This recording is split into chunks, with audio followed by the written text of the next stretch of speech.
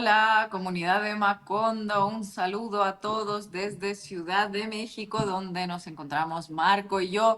Un saludo a Leandro también, que sigue sus travesías por Europa y hace el esfuerzo de conectarse de noche.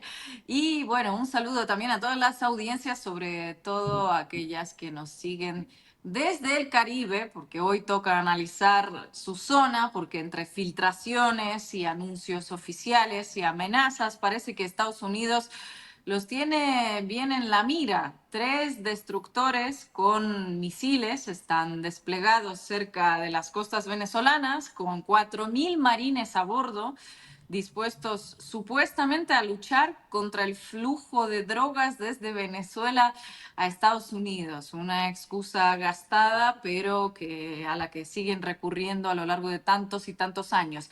Millones de milicianos venezolanos movilizados en todo el país frente a la amenaza, llamamientos desde México a la no intervención, advertencias desde Colombia sobre posibles consecuencias. ¿Se prepara una acción militar en la región? Bueno, hoy toca repasarlo con cautela, tomando en cuenta tantos antecedentes y todo el historial de ataques de Washington en contra de Venezuela, país con mayores reservas del petróleo probadas del mundo, recordemos. Y luego, bueno, pues habrá que bajar a Bolivia, donde la izquierda perdió las elecciones presidenciales en una jornada para nada inesperada. Creo que en este programa y en tantos espacios se venía anticipando desde hace un par de años seguro este escenario. Por aquí pasaron muchos analistas de Bolivia, desde Álvaro García Linera y Susana Bejarano, que vamos a tener hoy también analizando todo, advirtiendo de la posibilidad de que eso pudiese suceder, y finalmente sucedió, y estamos en ese día después en el que la elección futura, la segunda vuelta, se define entre derecha y una derecha más extrema.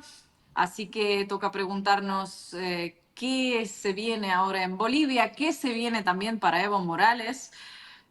Muchas preguntas, a ver si logramos responder algunas. Vayan conectándose a esta emisión. No se olviden de ponerle me gusta y suscribirse al canal de Caras y Caretas. También nos pueden apoyar.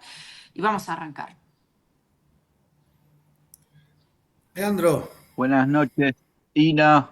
Buenas noches, Marquito Teruggi. Buenas noches a toda la comunidad de Macondo. Yo efectivamente, sigo con esta recorrida, sobre todo por Escandinavia. Ahora nos encuentro en la ciudad de Estocolmo, en Suecia. Muy bonita ciudad, por cierto, que no conocía. Y con gusto participando nuevamente de Macondo, como todos los jueves. Espero que me estén escuchando bien. No sé qué tal es la calidad de la señal. Depende mucho de los hoteles. En este caso parece estar bien, pero cualquier cosa me dice.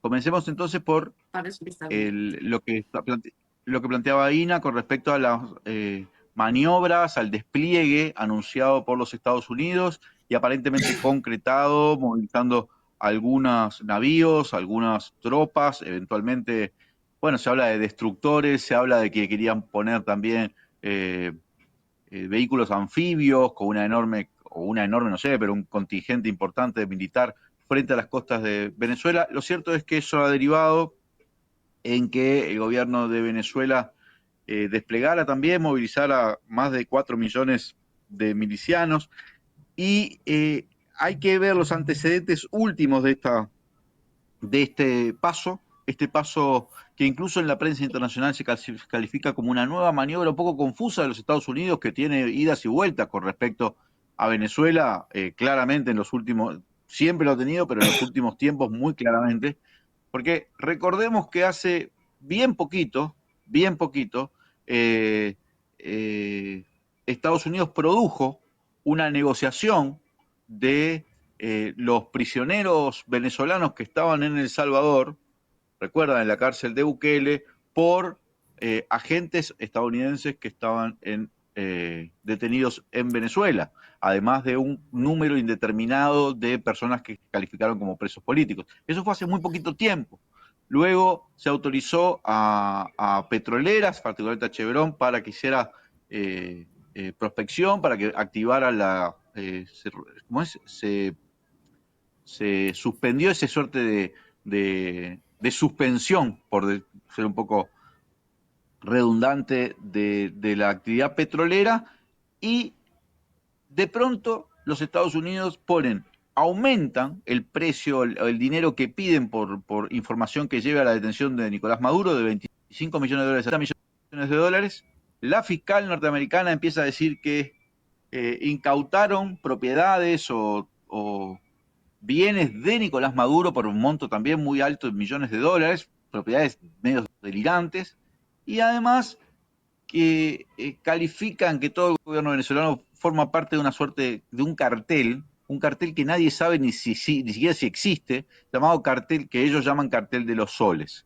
Eso en conjunto con las disposiciones que venían tomando de que los Estados Unidos iban a poder tomar acciones militares contra los cárteles de droga, los que calificaban como organizaciones terroristas. Bueno, en ese contexto, en ese grupo, ese conjunto de cosas, es el que da marco a este paso que no sé muy bien hacia dónde conduce. En principio creo que es nada más que una escalada retórica, pero que ha puesto a todo el mundo en alerta, sobre todo en el norte de Sudamérica hacia arriba, con pronunciamientos de Claudia Sheinbaum, de Gustavo Petro, de Miguel Díaz-Canel, y en general el alerta general en la zona. ¿Cómo interpretamos esto, Marquito Teruggi? ¿Cómo interpretamos este rosario de acciones de los últimos meses que tienen las características de agresividad, pero también de cosa media inverosímil, ¿no? De cosa insólita, de cartel de los soles, de precio a la cabeza, wanted, live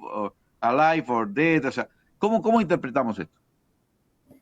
A ver, tiro un par de cosas para arrancar por mi lado. Lo de la designación del cártel de los soles tiene un significado que lo estamos viendo ahora. No solo la recompensa, porque la recompensa de eso viene de antes, del 2020, que ofrecen 15 millones.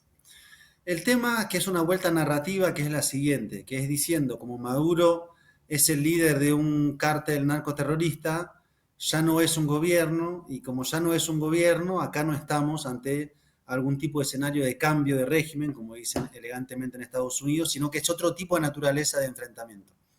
Y eso no es menor, porque eso, por ejemplo, lo ha dicho María Corina Machado, la entrevistaron en Fox News, y entonces la entrevistadora le dice, pero esto no sería un cambio de régimen, y ella dice, no, porque ya no es un régimen, es un cártel. Entonces es otra naturaleza, ya no es político. Entonces, ahí hay, si se quiere, como un desliz, ¿no? De que conceptual. Después, porque además, al acusarlo de cártel, también lo introduce en la política interna estadounidense, como diciendo, bueno, estos son los responsables del fentanilo, de la destrucción de nuestros barrios, intenta como acercar el tema a la agenda de política interior. Hasta ahí, digamos, yo pensaba que era menor, pero viendo ahora la vuelta que tiene, creo que tiene una importancia por ese lado. Después, el otro día lo charlábamos, no hay nada realmente original en lo que está pasando. De hecho, hay titulares de hace 5 años que son casi calcados de lo que estamos viendo ahora, donde se decía Maduro es un narcodictador, vamos a desplegar barcos en el Caribe, de hecho habían desplegado barcos en el Caribe. Lo que sí siento es que hay un volumen mayor ahora de agresividad. Esa es mi impresión, digamos. Un nivel mayor y un ¿Y a conductor qué de se la debe operación que... ¿La qué? el mayor grado de agresividad? Digo, ¿por qué? En tu opinión, ¿a qué se debe?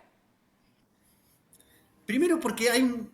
Porque creo que es como la agenda en la cual está como con más posibilidad de acción Marco Rubio, y te diría que es casi como su agenda exclusiva. Y creo que tiene como un asunto personal con el tema, ¿no? ¿Se acuerdan que al principio hablábamos que había como un sector más como de máxima presión, un sector más pragmático, que el pragmático era Richard Grenell, el enviado especial, y el de máxima Mm. presión era Marco Rubio? Evidentemente la batuta la tomó Marco Rubio, eso por ese lado. Y después creo que pasó otra cosa más, que no sé si nos dimos cuenta rápidamente, en todo caso tal vez tardamos un poco, que es, vieron que durante mucho tiempo se medía como el grado de agresividad de Estados Unidos hacia Venezuela respecto a las sanciones económicas. Un poco el termómetro de cuánto aprieta la política exterior de Washington a Venezuela es cuántas sanciones va poniendo. Bueno, creo que eso se desacopló. O sea, coexiste un tiempo de los barcos petroleros, la licencia Chevron, con en simultáneo una máxima presión. ¿Me explico?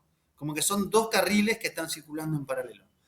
Y por último, cierro así para tirar el primer punteo, el despliegue naval que hicieron es muy grande, desproporcionadamente grande para un operativo antinarcótico, pero muy pequeño si alguien está fantaseando con algún tipo de operación militar adentro de Venezuela, ¿no? Entonces está como a mitad de camino entre, ¿para qué vas a querer misiles Tomahawk para interceptar cocaína?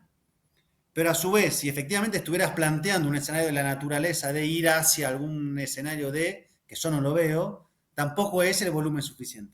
Entonces es como una zona compleja. Eso es lo que veníamos ahora charlando Marco y yo antes del inicio de la transmisión sobre este despliegue naval de 4.000 soldados.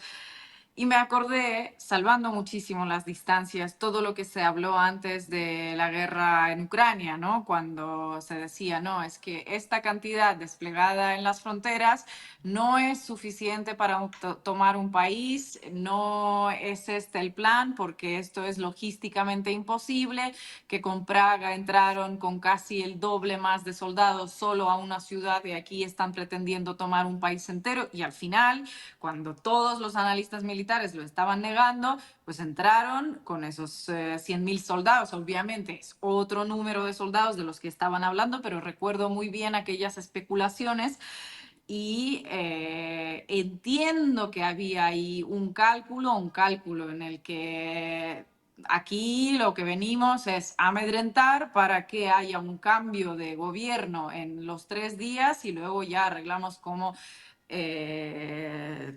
tiene que ser, ¿no? En aquella ocasión no salió, pero no hay que descartar, o no descartaría, que puede ser que el cálculo ese de vamos a amedrentar, aquí tenemos los buques, tenemos estos 4.000, después podemos atacar con misiles desde cualquier base naval estadounidense, como lo han hecho con los ataques contra los hutíes de Yemen hace unos meses.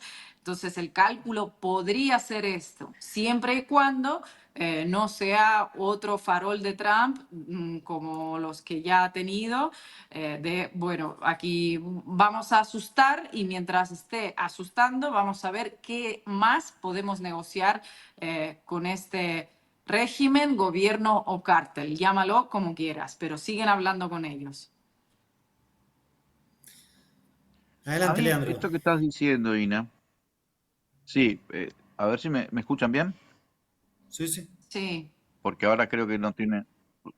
Yo tengo inseguridad con respecto a la intensidad de la señal, por Va eso les perfecto. pregunto. Bueno, eh, a mí esto que estás diciendo, Ina, obviamente me importa mucho, me parece muy, muy interesante y es una cosa a la que hay que prestar atención. Recordemos como antecedente, esa es la pregunta que me estoy haciendo, ¿deberíamos considerar como un antecedente la operación militar de Rusia sobre Ucrania? Es decir, nosotros podemos hacer una especie de paralelismo, de homología, ya sabemos que no en las causas geopolíticas del asunto, pero podemos decir que ocupa Estados Unidos, imagina un escenario de ese tipo, paralelo al que planteó Rusia con Ucrania, de incursión militar real y sostenida durante años, a un costo además que habrá que determinar cuánto es ese costo en términos de vidas, de armas, de económicas, políticas, en fin. Eh, ¿Con qué propósito? Ahí es interesante lo que dice, yo les llamaba la atención sobre la prensa internacional, porque es prensa habitualmente contra el gobierno de Venezuela, yo diría que cercana a la OTAN, pero por ejemplo hay que ver lo que es el editorial del País de Madrid, entre otros, diciéndole que estas maniobras de Estados Unidos fortalecen, dice, a Nicolás Maduro, no tienen posibilidad de debilitarlo, y además son contradictorias porque no ofrecen, dice, una explicación. O sea, no hay nada que haya sucedido en los últimos que pueda justificar una acción de esta naturaleza, porque es muy débil lo del el cartel de los soles, es muy débil toda la narrativa, y además se hace de manera simultánea con la autorización a Chevron para reactivar la actividad, los negocios petroleros, una persecución a los migrantes venezolanos que podrían ser parte de la base social de respaldo a una intervención militar, o sea, los migrantes que están en Estados Unidos, pero que ahora naturalmente están más bien en conflicto con los Estados Unidos. ¿Me están escuchando? Yo siento como que tengo la imagen completamente congelada, por Lean, eso. y es la cuarta vez que lo Este, preguntas, te estamos escuchando perfectamente, tranquilo, de verdad. ok, bien, perdón, Adelante. disculpe por preguntar tan insistentemente, lo que pasa es que tengo la imagen congelada, es como, no sabía si lo...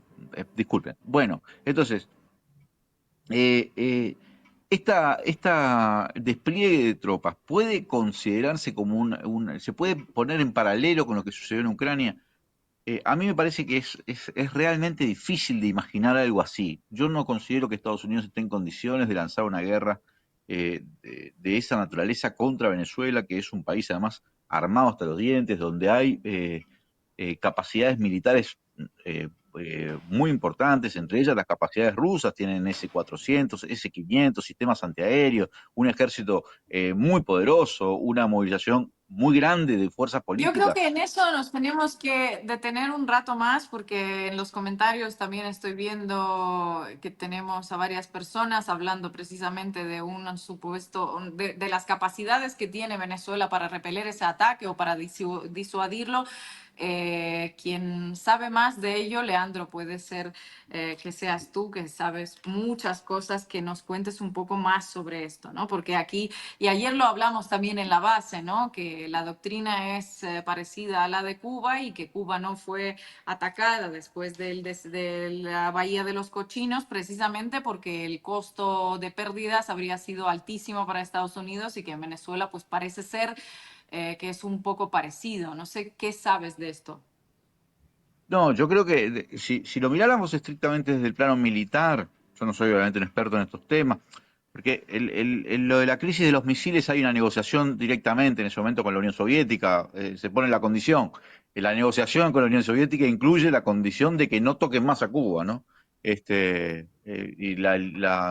quitar aquella base, creo que era en Turquía, vos de eso sabrás más, Ina, de lo que sucedió en octubre del año 62. Pero en este caso, estamos hablando de un ejército que, insisto, es un ejército que intentaron quebrar. Marco, recordás muy bien lo que sucedió, creo que fue en el año 2019, ¿no? O sea, intentar quebrar el ejército con 300.000 o 400.000 militares que tiene el ejército venezolano y no pudieron, pero creo que no pudieron lograr, pero que se diera vuelta, pero ni 200. O sea, fue realmente muy fuerte eso. Entonces es un ejército que está bloqueado, que es fuerte y que está militarmente muy pertrechado. Y lo que hace Nicolás Maduro es decir, voy a mover a las milicias. Que ustedes saben que las milicias venezolanas son una especie de contingente político-militar más informal, no es la Marina. No es voy a mover a la aviación, voy a sacar los Sukhoi, los no sé qué, poner despliegue de armamento. No es lo que dice. Entonces, yo no creo, realmente no creo, un escenario de guerra abierta y sin un propósito además. ¿Cuál es el propósito? Porque vos me podés decir que el propósito de Rusia en Ucrania es asegurar el este, donde ya por otra parte hacía tiempo que estaban instaladas las repúblicas aquellas independientes, ¿no? En este caso, ¿cuál sería el propósito? ¿Tomar un Estado?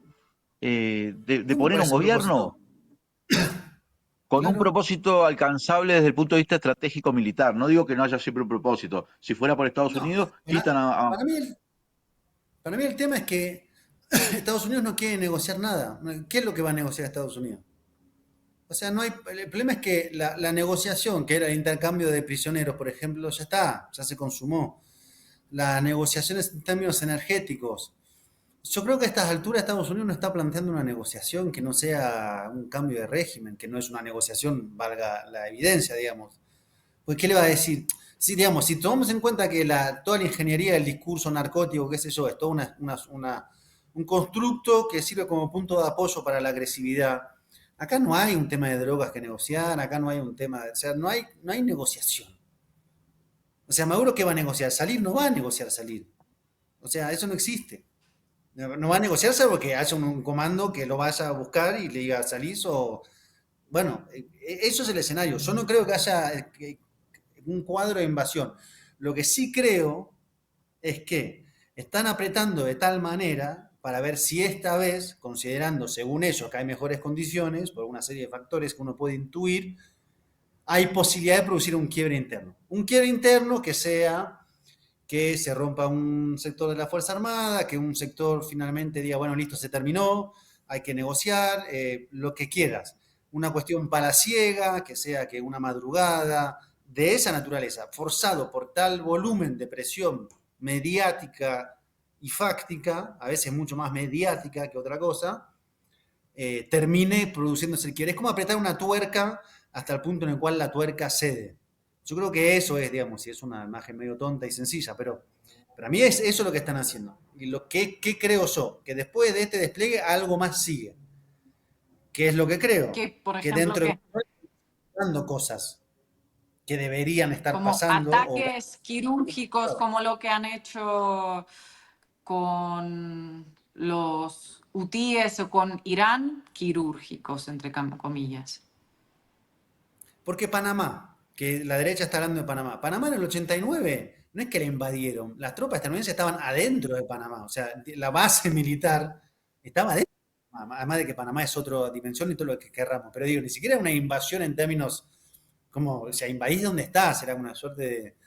Esto es otro escenario. Yo sí creo que los tipos no saben, y es parte del debate, cómo asegurar lo que sigue.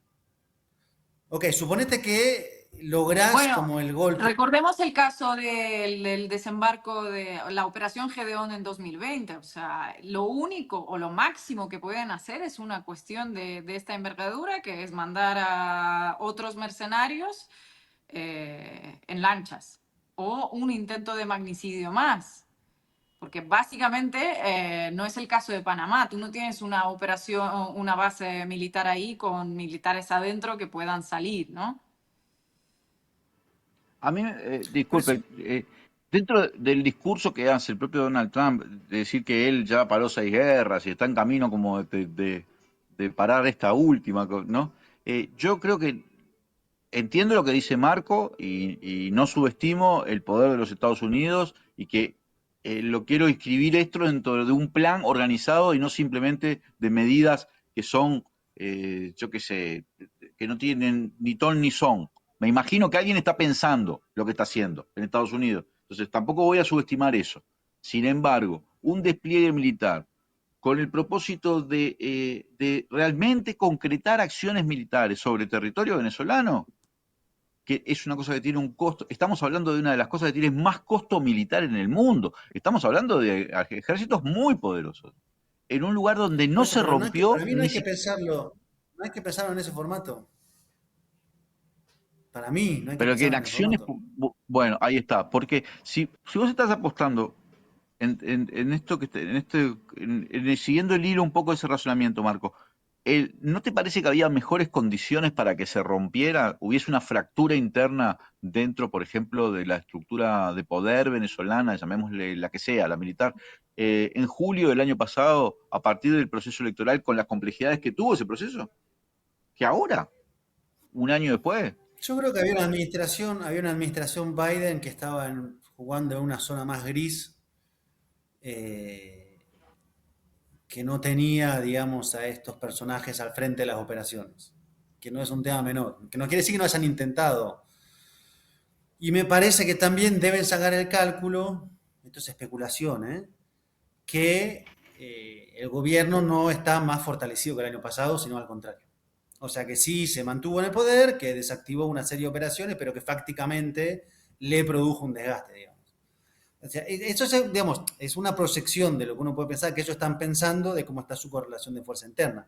Que María Corina es más liderazgo que Juan Guaidó, ergo puede garantizar algún tipo de estabilización de la crisis, y que a su vez hay un nivel de descontentos mayores que si vos apretás mucho, levantás la recompensa, desplegás una serie de operaciones militares, llegar a producir una ingeniería que termine por.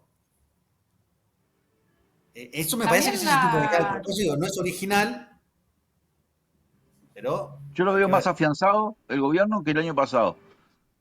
Creo que para mí llegó un punto de debilidad con ese proceso electoral que lo analizamos bastante el año pasado.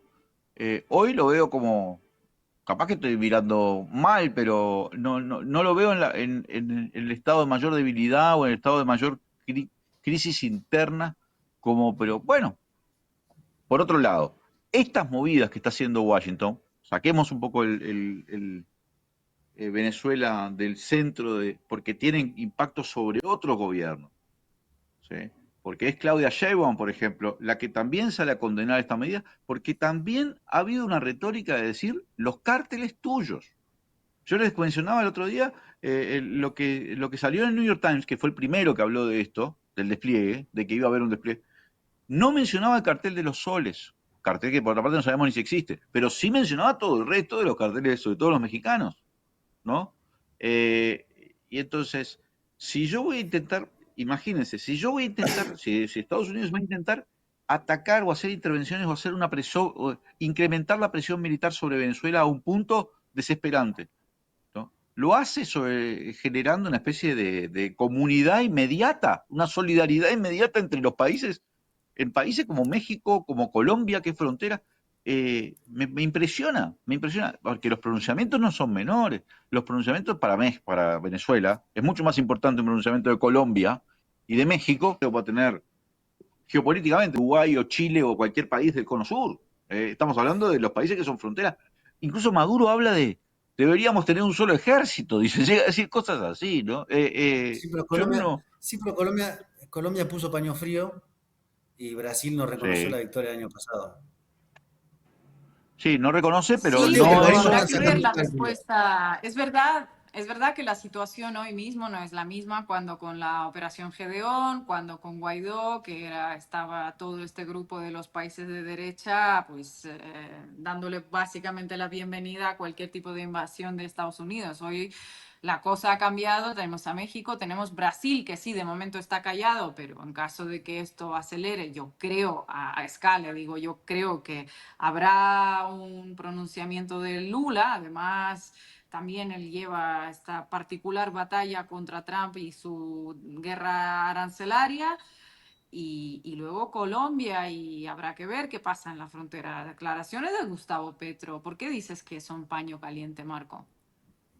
Paño frío porque Paño primero frío. se empezó a hablar de una suerte de idea de ejércitos comunes y salieron desde el ministro de Defensa a decir que no había conversación de esa naturaleza, que eso no estaba en la agenda. Y después, por último, hay que ver cuál es la posición de China y el campo de acción de China.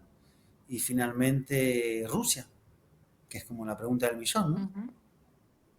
O sea, uno no sabe qué pasó en Claro. Alaska. En esa materia, si es que pasó, no lo sé. Pero tal vez ahí pasó algo, tal vez se dijo, es como un tablero, ¿no? No sé qué puede haber pasado, pero presumo que algo O sea, puede que hayan estás como... sugiriendo que en Alaska Rusia podría haber dicho, ok, Es tremendo lo de Marco déjame Teresi hoy. mi zona de influencia que es Ucrania y yo te dejo tu zona de influencia que es el Caribe. No creo, no No, creo. no, pero puede que hayan Me charlado, gustaría mucho creerlo puede que que sea lo dejasen contrario. así a Venezuela y Cuba, No, no, no, yo no digo que Marquito, eso porque pase. entiendo la ¿qué política. No, no, pues yo almorzaste, no dije Marquito? eso. Yo digo que puede ser todo lo No, no, contrario. no, Quiero pregunto, decir, puede ser pregunto. No, no, no, puede ser todo lo contrario, como diciendo justamente Putin puede haber dicho, mirá, el terreno es este, en Venezuela nuestra zona de acción en América Latina es esta. No, no, eso es lo que dice la oposición. Yo Marquito, estoy diciendo, tal vez ¿qué algo ahí se almorzaste, conversó. Marquito? Marquito, ¿qué almorzaste? ¿No viste que cayó mi admirado Sergei Lavrov, que Ina yo sé que tiene todas las críticas, cayó con la remera que parecía sacada de la época De la URSS. de Nikita Khrushchev? Y vos me vas a decir que iban a entregar a Venezuela. No, ¿Pero quién son, dijo como eso? dirían en Uruguay, culo y No, no lo calzón en está este momento. diciendo. No le pongamos Moscú y palabras Yo en no la Venezuela. boca dije, que no pero dijo. Leandro, te están pegando mal la vida nórdica. Yo no dije eso, yo estoy diciendo, hay que ver qué pasa con todos los otros actores y Putin y Trump se reunieron, tal vez hablaron del tema, ahora eso quiere decir que es para bien o para mal, no tengo la más remota idea. Tal vez Putin le dijo todo lo contrario, mirá, yo negocio Ucrania, pero Venezuela es mi zona de acción y no se toca. Pero usemos el principio que en la ciencia se usa mucho de la navaja de Occam. La aplicación más sencilla debe ser la más... nosotros tenemos a Donald Trump atacando todos los días, ¿no? A China, a Brasil, a los BRICS, México, ¿no? Es una especie de coleccionista de adversarios. Mientras tanto, ¿sí? Da todos los días muestras de mantener una relación casi de amo a sumiso con Europa. Lo último es esa reunión en el Salón Oval que es realmente como la maestra con todos los nenes, ¿no? Con todos los líderes europeos que estaban ahí. Eh, Yo miro el despliegue este militar, lo miro dentro de la lógica de una especie de bravuconería, pero no lo miro como los pasos necesarios para llevar adelante una intervención militar, que justamente lo que Pero no hay recomiendan es intervención, tratar de dividir, de no hay aislar. intervención. No, pero si vos, pará, está bien, pero si vos haces un despliegue de tropas, anfibios, barcos, navíos, portaaviones enfrente de la costa venezolana, no, ¿con qué estás amenazando?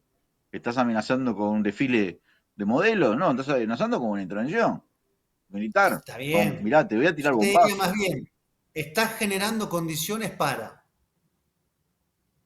no la invasión, algo que Pero no está, suceda dentro de está nuestro generando país. condiciones del despliegue militar, uno podría decir está generando condiciones, pero desde el punto de vista político, lo que está haciendo no es generar condiciones, todo lo que hace es confuso, se está peleando con todos los alrededores, todos los que podrían ser sus aliados, en América, incluso, por lo menos, y sí, porque está juntando a todo el mundo, está juntando a México, con Colombia, o sea, Brasil que está enfrentado en teoría por cómo fue la interpretación de lo que pasó el 28 de julio, tiene a Lula haciendo discursos contra el imperialismo yanqui desde hace semanas. No van a venir los gringos a ver por qué, porque los está atacando. No, yo no entiendo este movimiento, no sé hasta qué punto no es todo performativo, Pues voy a lo usar vamos a términos seguir así, ¿no? analizando este movimiento, lo vamos a seguir analizando, nos estamos quedando sin tiempo como siempre, vamos al corte y nos vamos a Bolivia.